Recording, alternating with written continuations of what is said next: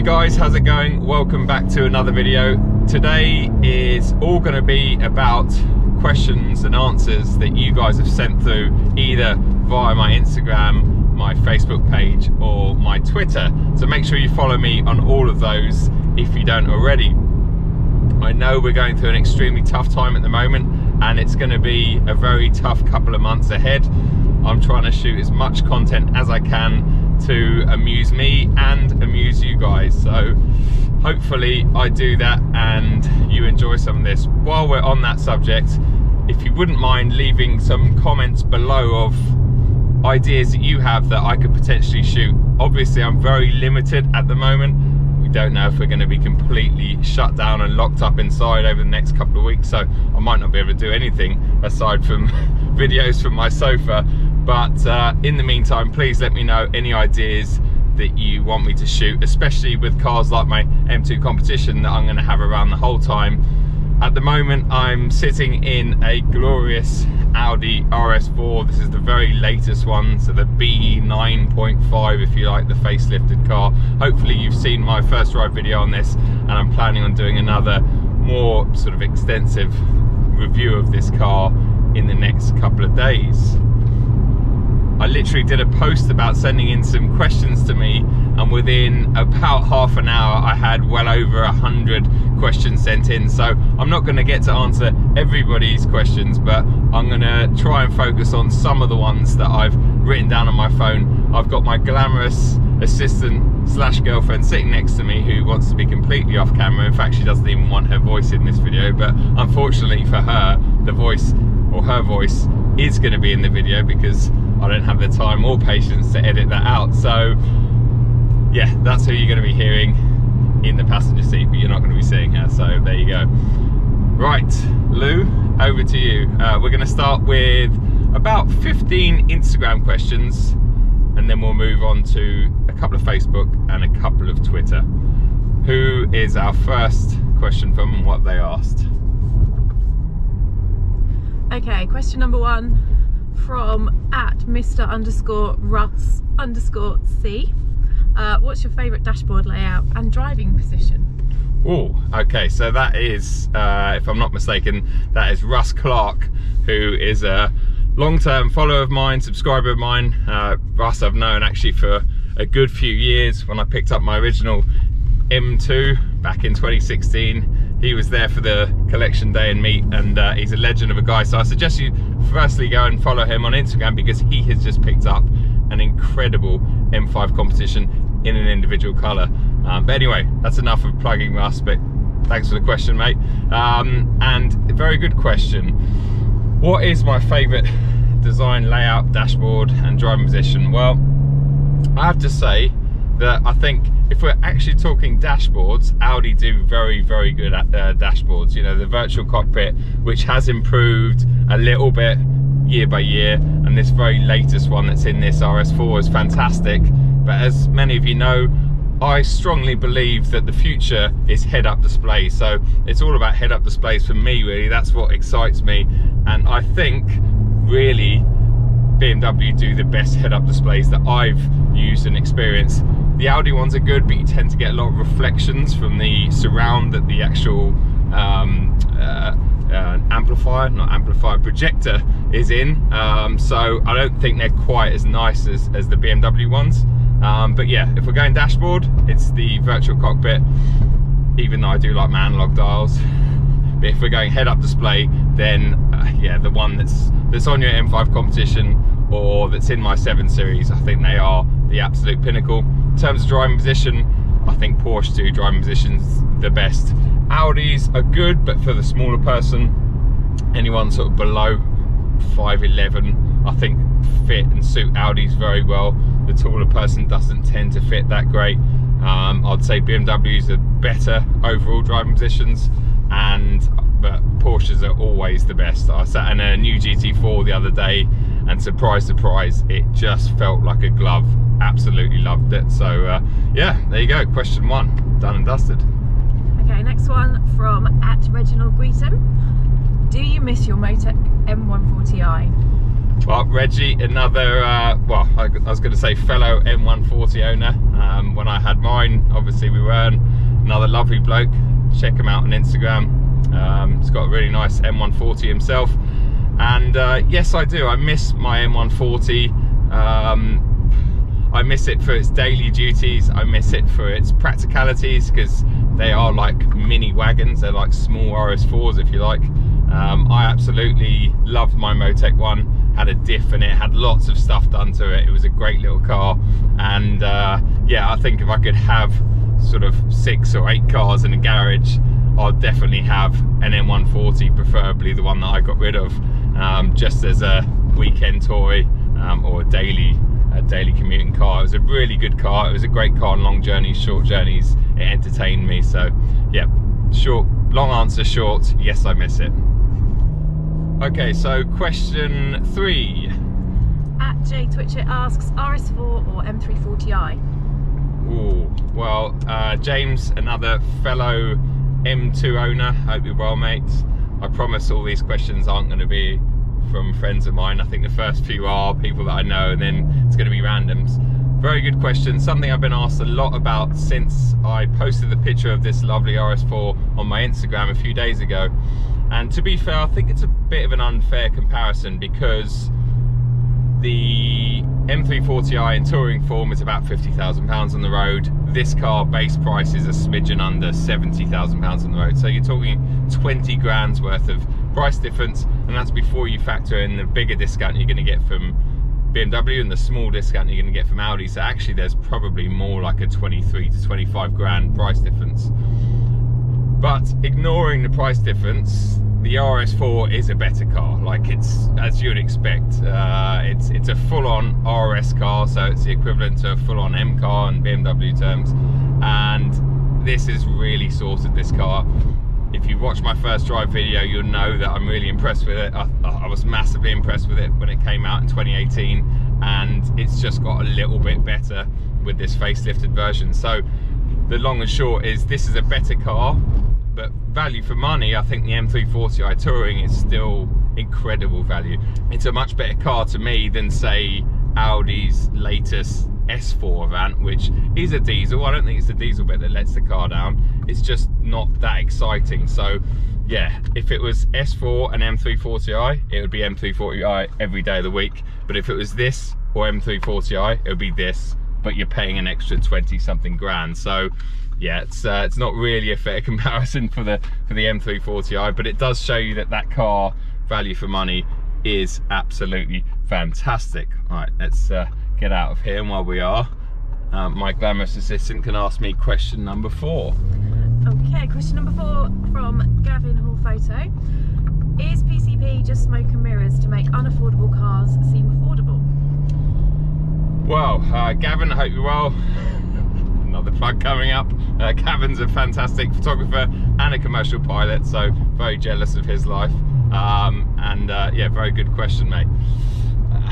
PCP, well, it's a difficult one, because I know if we rewound sort of 10 years, I was always the sort of person that would be like, oh, you should always only own cars that you can actually go out and buy. And you know, when I was younger, I'd take out small loans and actually go and physically buy a car, as opposed to have a HP contract or PCP or whatever you want to call them. But nowadays it is a bit of smoke and mirrors, because my £55,000 M2, I couldn't afford or justify to go out to BMW and spend £55,000 hard cash on a car like that. I mean, it would be madness. Even if I had lots of money, it would be mad. So I think it is to a certain extent, but it does allow us to own cars that we wouldn't otherwise be able to afford to own or run.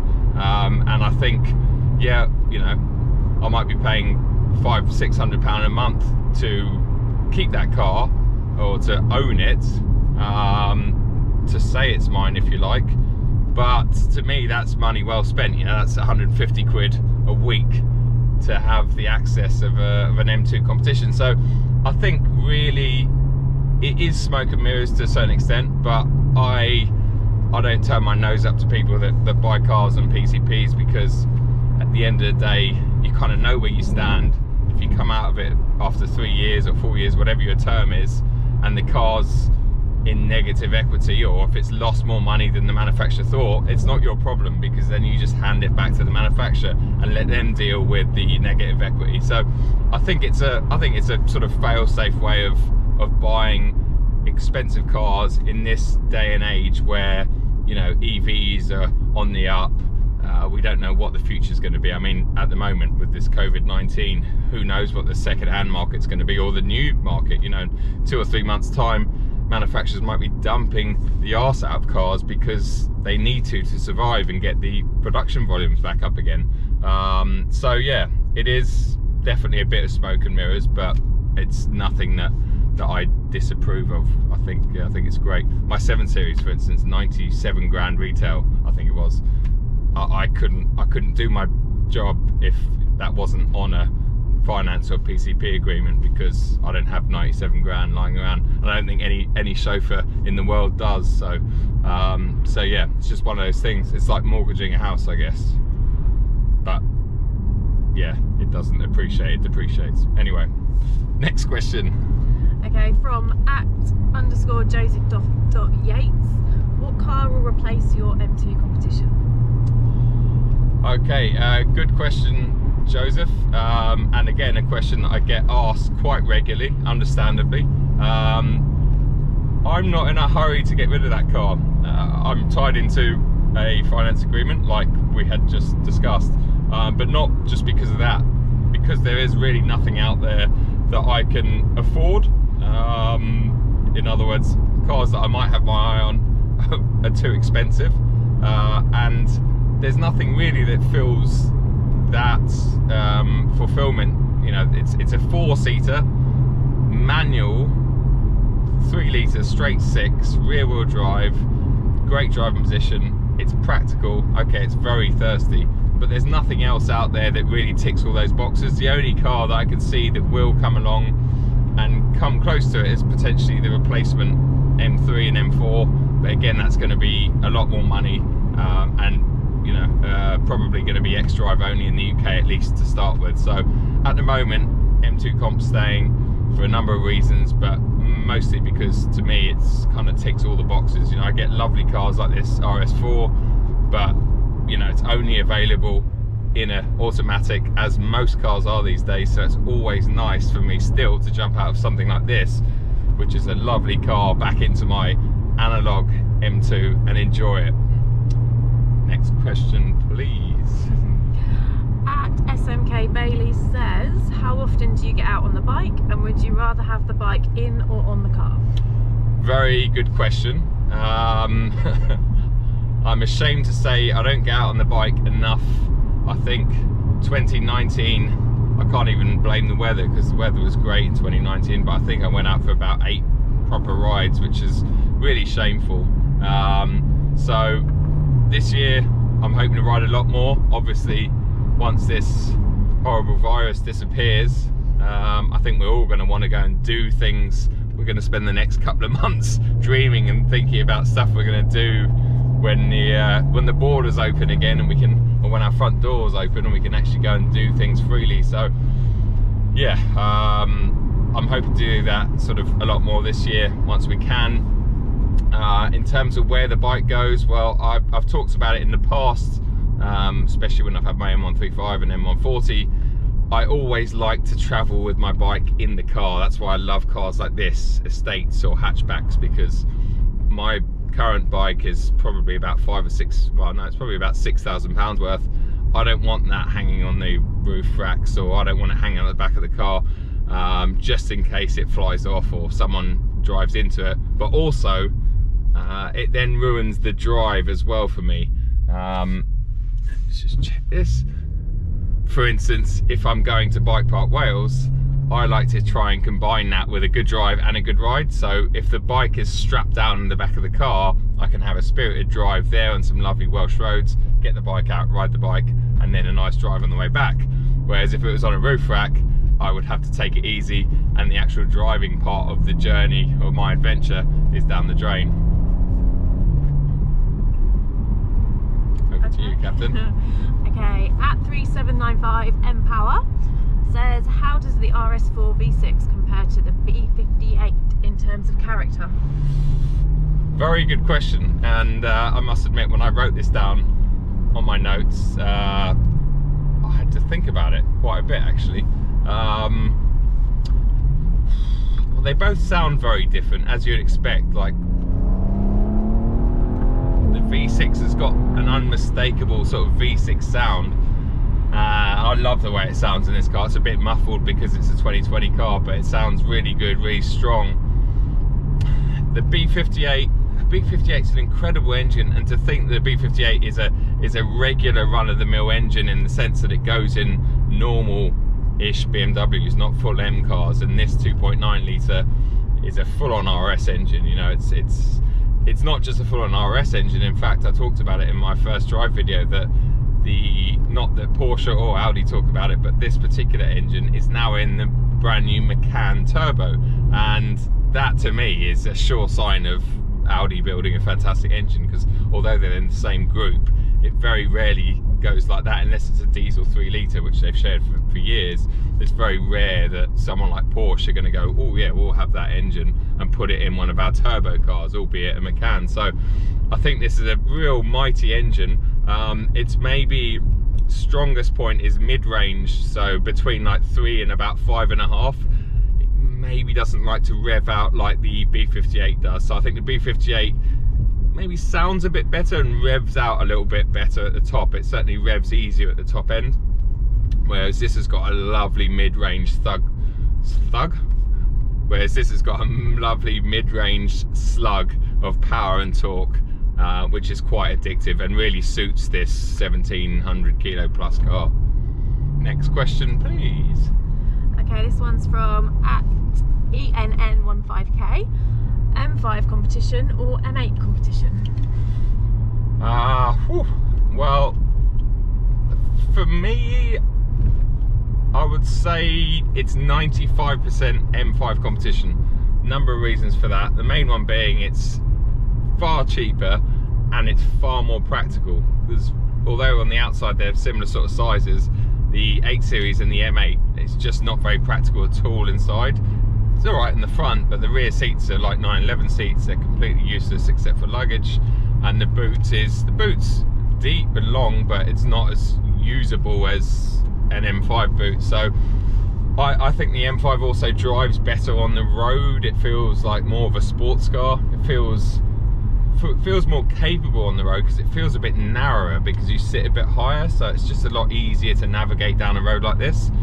But as I found out on a circuit, the M8 really shows its true colours. So the M8 does shine on a track or a circuit, but then who's going to take a 2-ton M8 out onto a circuit? Well, apart from me. Yeah, so M5 comp for me every day of the week, but I really appreciate what BMW have done with the M8 comp, and I discovered its extra qualities when I took it out on track recently. Okay, next one is from @LukeSpringUK. What are your thoughts on both the Audi and BMW exterior design language, and which one do you prefer at the moment? Oh, another very good question. I mean, there was so many good questions, so it was very hard for me to shortlist these, but it's hard to say. I think BMW are getting some perfectly right at the moment. I mean, once you've got your head around these silly grills and stuff, I think cars like the current 3 Series is fantastic. I think, yeah, it's one of the best looking cars on the road, and I'm really growing to like my 7 Series. But then other cars like the new one, yes, we're growing to like it. I wouldn't say it's an impressive design. I think it's very similar to everything else out there. It could be a Kia, it could be a Ford Focus, it could be a number of hatchbacks. You know, they all morph into one now. So I think the 2 Series Grand Coupe is really not my bag at all. It's grown on me a bit, but it's not a looker to me. So I think BMW, when you think E46, E39, those glory years, I think their modern designs aren't quite up there. Whereas Audi, I think Audi just do a fantastic job. They've always been a little bit conservative with their bigger cars, like their A6s and their A8s, but every version is just slightly nicer in a really subtle way. And I think something like this RS4 is just a stunning looking car, and an RS6, okay, I know I'm talking about RS cars here, so maybe that's a little bit unfair, but even some of their smaller cars like the new A3, I haven't seen it in real life yet, but in pictures it looks great. A1, the previous one and the current one, I love them. I think they're really cool little cars, they look lovely. So I'd have to say, I think if we're talking exterior, I think Audi are slightly ahead of the game at the moment. When we're talking interior, I think Audi of this generation, of the slightly older interior, is lovely, but their very latest stuff is not that great. They've gone too far with all this touchscreen stuff. And I think the very latest BMW interiors with the operating system 7 and the iDrive controller and stuff is the best on the market. End of story. Like, they are, to me, the nicest interiors. And again, let's talk about the 3 Series. Not only is it the best looking exterior wise modern BMW, I think interior wise it's just incredible. That car really is. So yeah, exterior, Audi get it. Interior, not that that was part of the question, but I slipped it in there because I had to get BMW back on the map. BMW get that one. Okay, Mikey at Mikey_20 says, do you think the B9 RS4 is better looking than this facelifted version? Well, what are the odds in that? What timing in that question? I think it's, manufacturers are going through a few challenges at the moment, and I think I talked or touched upon it with my recent RS6 review. Now, not only are they having to sort of put in more safety, standard safety equipment for the occupants, for the pedestrians, etc. Pedestrian stuff especially means they had to change the front end of a lot of their cars. So I talk about it actually in the first drive video on this particular car, and I did with the RS6. The front end, the nose of it, is a bit more dainty. It's a bit more slimline. It looks, in fact, a bit more like the current R8 than it did before. The reason for all that is really pedestrian safety and regulations, and I'm sure Audi might say that it's down to something else, and BMW might say it's something else, but it is all down to pedestrian safety. And so the front end of this car, it might not look as aggressive as the non-facelift car, but they've kind of had to have done what they've done. So in terms of what I think, I like the matrix LED headlamps on the RS6 and RS7. I'm not the biggest fan of them on the RS4. I don't think they look anywhere near as good, and probably not as good as the old headlight unit. So yeah, it's a difficult one. I don't think it's got any worse looking, this car, because it was just stunning to start with, but I wouldn't say they've improved the looks of it. A bit like with the R8, the current sort of R8 LCI. I think it's different looking to the previous version, but it's not any better looking. It's just they've just tweaked it to make it look different and to meet new standards. So yeah, it's a difficult one. I think I'm going to sit on the fence with that. Next question from @FC_Fernandez1. What do you think will be the next car trend? What will come after the SUVs? Another good question. Well, I mean, I'm hoping that the SUV trend obsession does die down a little bit.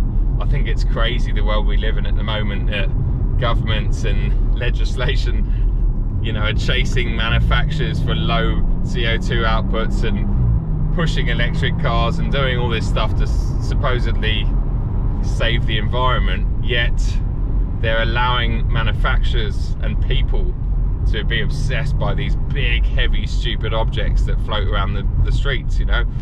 How can a 2-ton SUV be better for the planet than a 1,500 kilo estate like this? Although this one's 1,700 kilos, but let's ignore that.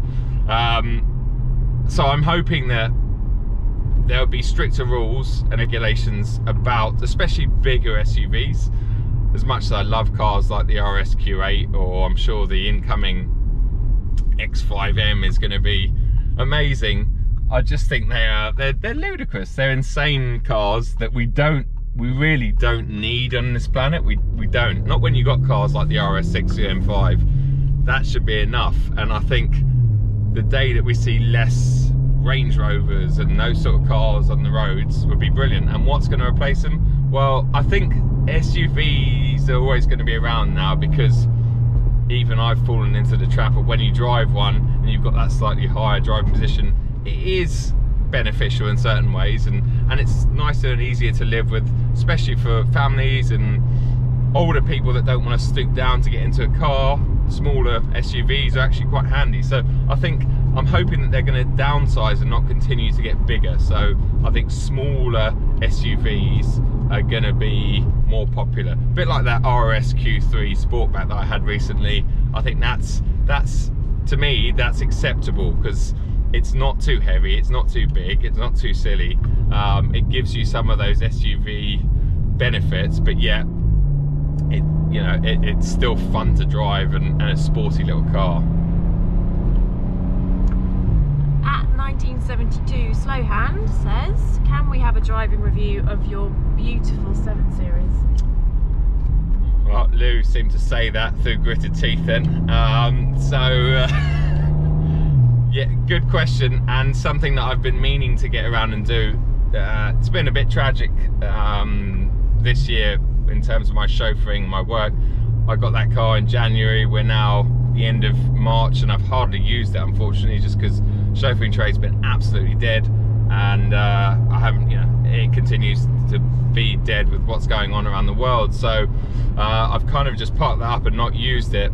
I've only done about 500 or 600 miles in it, unfortunately, but I will definitely get in it and do a video as soon as I can. It's on my list of videos to do, because I know a lot of people are interested in that car, and understandably, I absolutely love it. It's a pleasure to drive, it's lovely, and I didn't think there was going to be much of a difference between my 2018 sort of pre-LCI car and this one, but there's a lot. They've improved a lot of little things in that car, so I look forward to sharing that and my new 7 Series with you guys very soon, so just bear with me on that one. Next question is from @the_cunning_stuntman. RS6 or M5 competition? Oh, well, firstly, that's a really cool handle. I like that a lot. Are you a stuntman?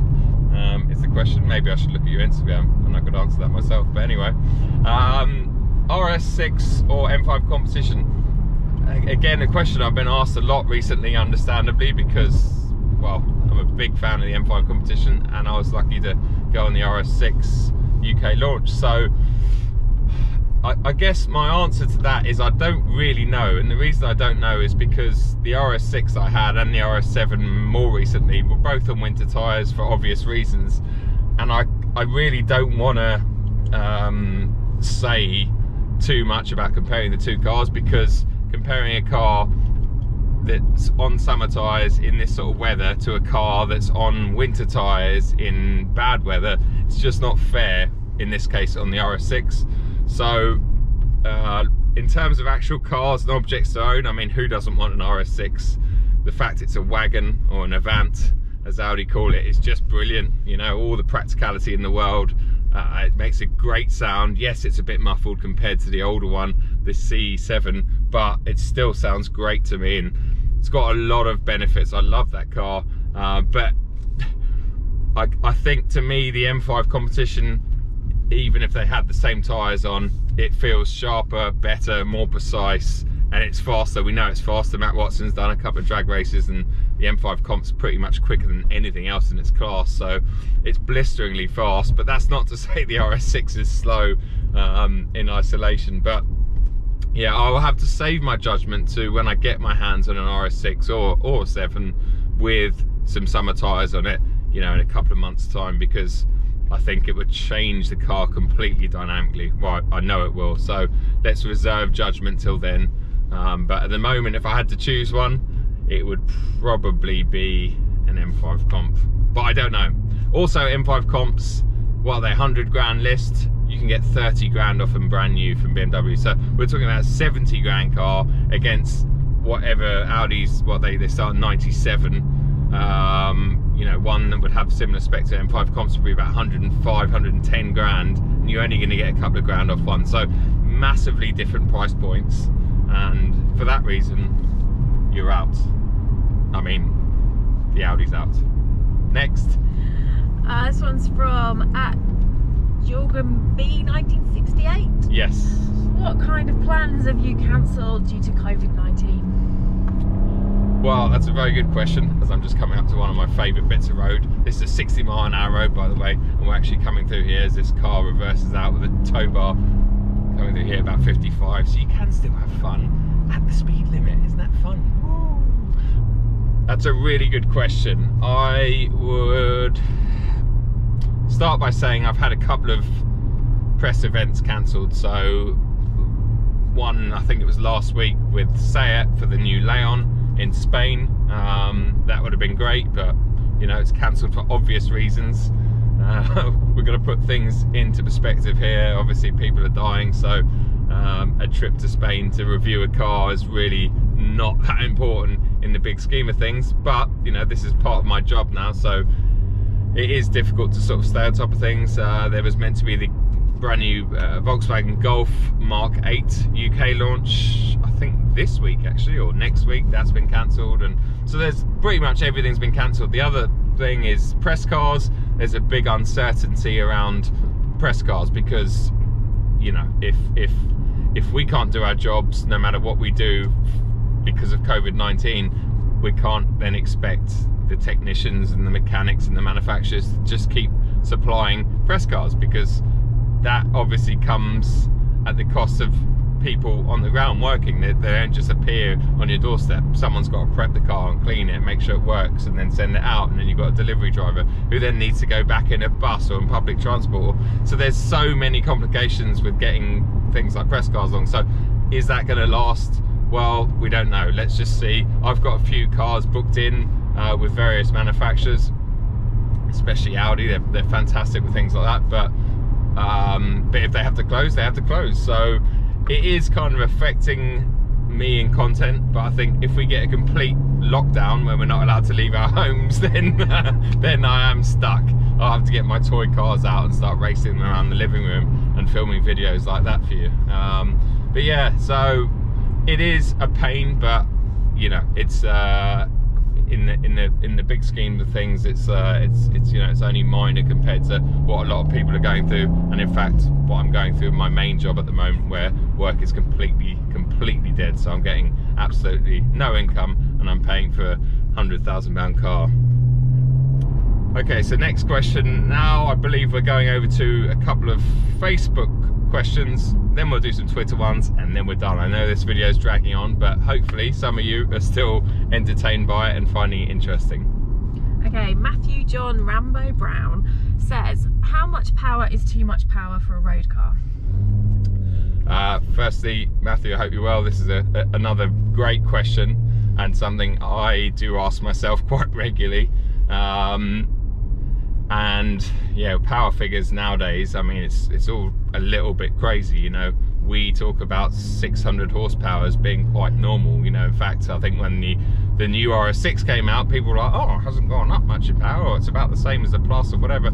It's like, how much power do people need? The problem is cars are getting heavier as well, so when they get heavier, you need more power to compensate, and more power usually means bigger displacement, which means heavier car, and it's like a vicious circle. But where, you know, what is the sweet spot? Where should we be? Well, I really think that 400 horsepower is about all you need in a sports car or fast car that's no heavier than about 1600 kilos. And I'll use my M2 competition as an example of that.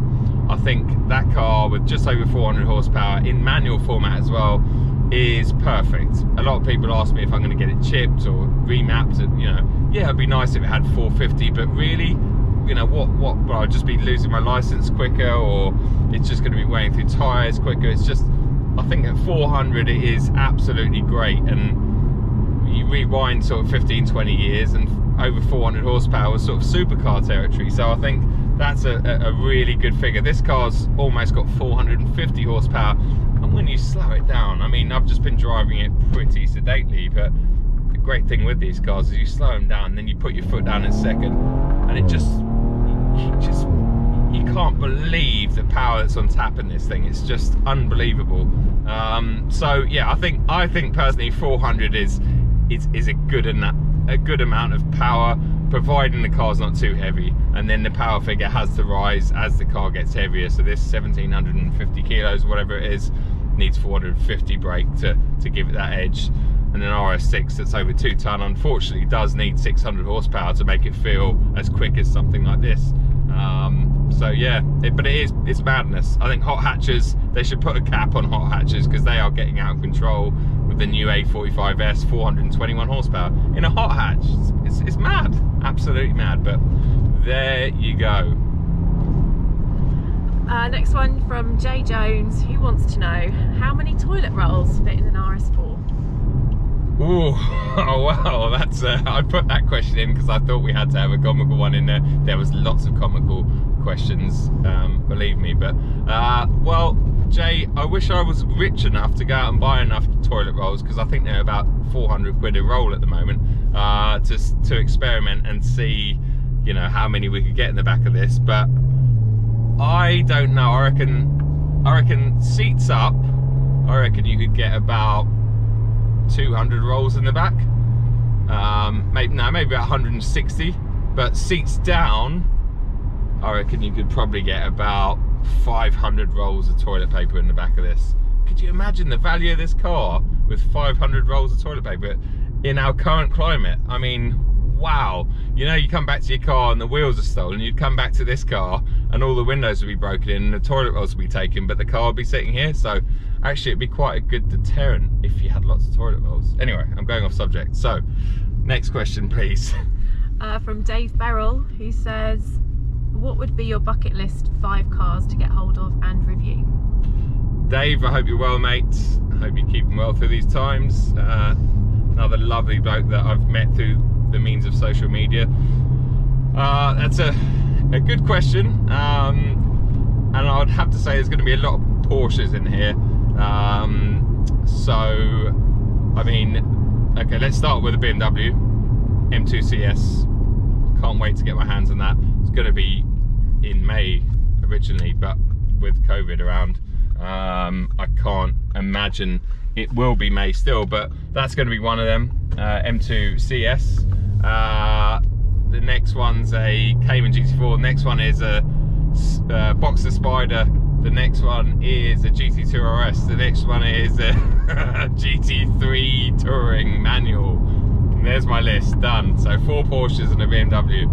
No offense to Audi, obviously, but I've literally driven everything that they make that's very nice recently. So these are cars that I haven't got my hands on. So there you go. As the light fades, we're on to the last couple of questions. We're going to move over to Twitter now for the last few, and then I'm going to sign off. So, at Jazz_Verdi says, what's your take on pump fuel? I can't read it, it's too bumpy. Oh, I think I know. I actually know the rest of this question. Yeah, sorry, we've been going down a really bad road, and I'm in RS mode just to annoy Lou and make her life very, very hard. Firstly, Jazz, absolute legend that I've met on social media again.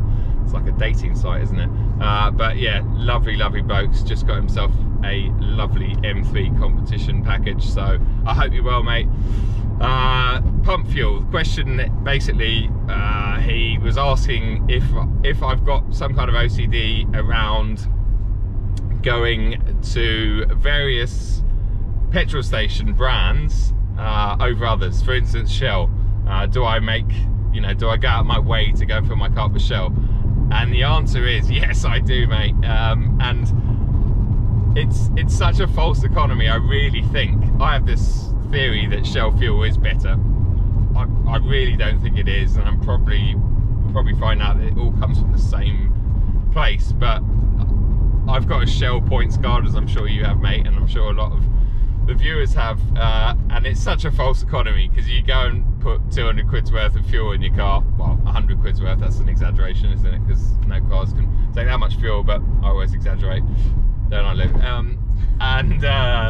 Yeah, so I go and put 100 quid's worth of fuel in my 7 Series of Shell, and what I might redeem 25 pence or something. You know, but in the process I've driven an extra 15 miles to get to that Shell petrol station to get the points. So yes, I have got that OCD, and in fact earlier on I took my M2 Comp out to a Shell petrol station, which was 5 pence more than the Tesco across the road. But I do have this slight obsession with Shell fuel. So yes mate, I'm there, and I always have been like that. I regard Shell as the best, but I will put other stuff in if I'm running on fumes. This bit of road's really bad, by the way, so apologies about that. From @SteveCombe, how about used M2s? Pros and cons, worth the extra money for a competition?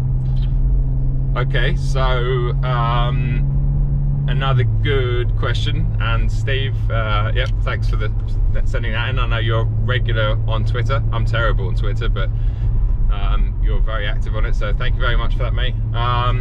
I think the used M2, like a 2016, 2017 used M2, if I'm not mistaken, they're only, they're sort of 25, 30 grand at the moment for you know, nice mileage, nice spec car. So I think they're outstanding value.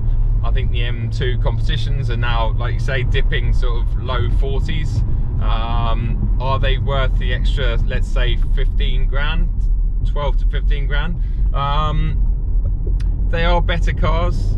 The S55 is a better engine, but it's not night and day. I think the original car sounded better. Stock cars, the original car sounded better, and I don't think the competition looks any better, if I'm being honest. They look very similar. So I think you kind of get what you pay for with those two cars. Yeah, you can't go wrong. Both lovely cars, and yeah, I think 25 grand for 2016 or 17 M2 is outstanding value, especially when we've just talked about, you can, an M135i with a high spec is about £43,000 retail at the moment. I mean, that's just madness when you can buy an M2. Anyway, right, I think that is it. I would like to say a massive thanks to Lou, my glamorous assistant, sitting next to me, who's got a big smile on her face, and she's miming, "No problem, Joe, I'll do this anytime you want, especially in these tough times." Thanks, Lou, I really appreciate that. And yeah, thanks to all of you guys for watching this. As I say, I'm just trying to make some content to entertain people, keep myself busy, keep you guys entertained, and answer some of your questions. Yeah, they've been really good, really interesting questions. I really appreciate you taking time and sending them in. So until the next video, all of you stay very safe, and yeah, I genuinely hope that everyone does stay safe and your families are okay and stuff, and we can get through this together and hopefully organise and celebrate something in the summer. Oh, lovely B8 RS4. See, that's the question earlier on about which one do I prefer, B9 or 9.5. The B8 is my favourite looking RS4. It wasn't the best one to drive, but wow, it looks good, and those wheels, oh. Anyway, right guys, until the next time, I will see you then. Make sure you give us a follow on Instagram and stuff, because I will try and keep you entertained on anything I can at the moment. Cheers, take it easy, thank you very much.